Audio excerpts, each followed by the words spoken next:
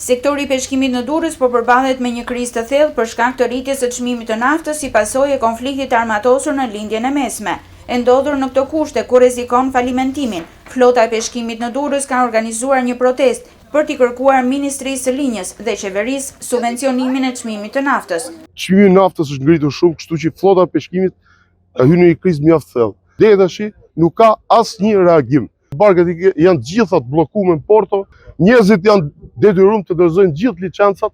Duhet mbledhemi ne në presim punën që të kujtohen ato që janë përfaqësuesit tonë atje në Tiranë, Ministrinë e Bujqësisë, që ky sektor me këto çmime nuk mund të vazhdoj punën. Me çmimin 60 lek për litër, ne na zën një kosto mbi 50% nafta. Me 1000 lek për litër, që është sot 1100 lek që ka shku, ne jemi komplet jashtë kostos. Pra nuk ngjelet as për ekuipazhin, edhe as për me mbajt atë mjetë si për ujë.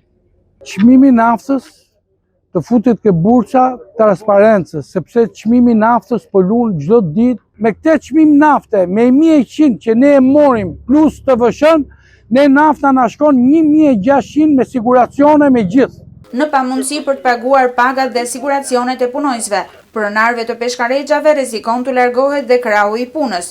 Punojësit egjiptian që përbëjnë 80% të forcës punëtore në këtë sektor, kërcënojnë se do të largohen sepse kanë të pamundur të mbajnë familjet. Çfarë do bëj? Gjitha nafta shumë shtrenjtë. Ila gjitha 100% tash gjitha egjiptian ke higim. On kamurën balet të im, ila balet të familja, maksimum duhet higim Egjipt. Se shumë problem për zotin. E ka bërtamjut e gjithë gati për të hek Egjipt. Nuk ka lek. Unë për zotin, unë jam maj vjetra këtu, nuk kam fuqia për maj kalamaj këshpi.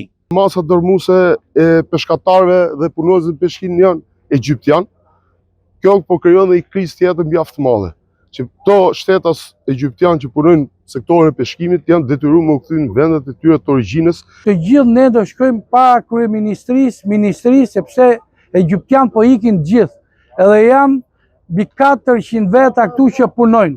Takimit organizuar rreth një muaj më parë mes ministrit të bujqësisë dhe përfaqësuesve të sektorit të peshkimit nuk kanë sjellë deri më tani asnjë rezultat konkret.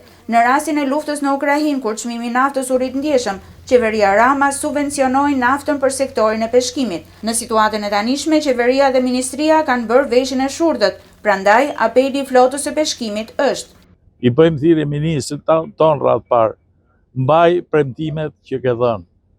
Llafet që i thu para kolektivit peshkimit duhet i marrësh me përgjegjësi. Nuk duhet i thush llafet, t'ikish edhe të harrosh çfarë ke thënë.